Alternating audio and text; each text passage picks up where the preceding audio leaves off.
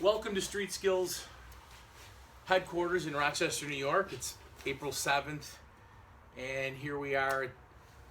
Winter should be over, so I'm kind of stuck in the garage here, showing a quick technique. Earlier this week, I was fortunate enough to get out and ride in a neighboring town and put up a trail braking video. Part of what I teach, actually a large portion of what I teach in my courses, is trail braking technique. And the questions came up based off of this video, so I just wanted to point out a couple of things for those people that had questions. Now, we're going to do something called a brake-to-throttle transition.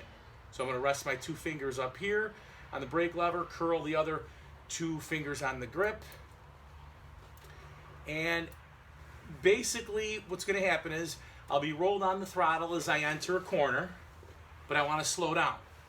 So I'm going to roll off the throttle and add my braking with these two fingers.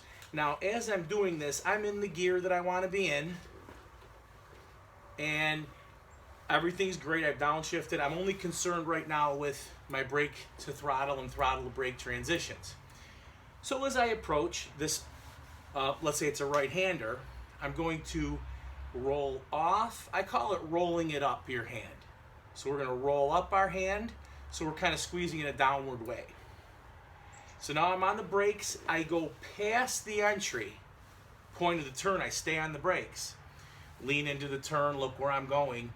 And then as I'm happy with my speed and direction, I will taper off of this brake lever as I roll on the throttle, and I'll call that the brake to throttle transition.